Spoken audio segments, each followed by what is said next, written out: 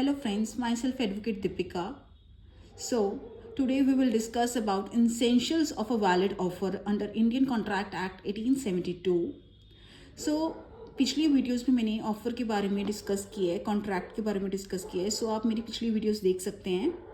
But now we will discuss about essentials of a valid offer. So first is offer must be capable of creating legal relations. So the offerer must intend to create the legal relations. He must intend that if his offer is accepted, a legally binding agreement shall result. Next is offer must be certain, defined and not vague.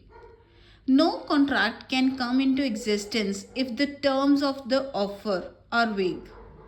Both the parties should clear about the contract.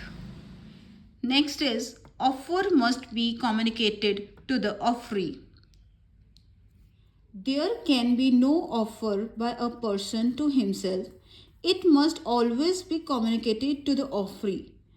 If there is no communication of an offer, there is no acceptance resulting in the contract.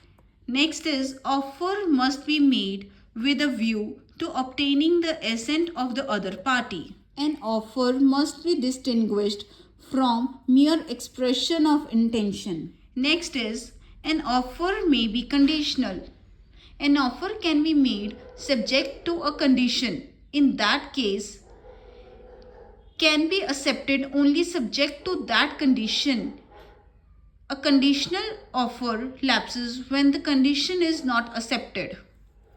Next is offer should not certain a term the non-compliance of which would amount to acceptance. One cannot say while making the offer, if the offer is not accepted before a certain date, it will be presumed to have been accepted.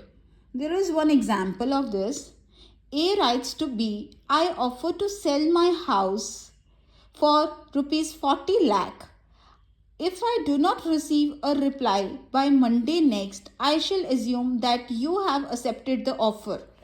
There will be no contract if B does not reply. Next is an invitation to offer is not an offer. An offer must be distinguished from an invitation to offer. Next is clear terms and conditions. Proposal should be certain, clear and understandable and simple. It may not create any confusion in the minds. For example, Mr. A offers to sell his house to Mrs. Minu for rupees 10 lakh. She agrees. It is a contract and create legal relationship. Next is general and specific offer. When proposal is open to the general public, it is general proposal.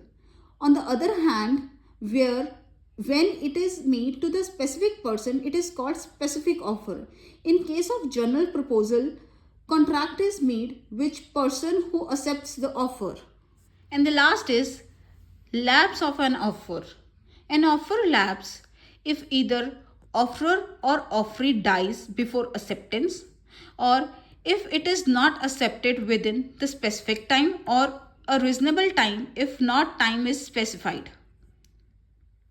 Next is if the offeree does not make a valid acceptance. And the last is an offer can also lapse by revocation. So today we have discussed essential elements of a valid offer. Hope you like this video. Thank you.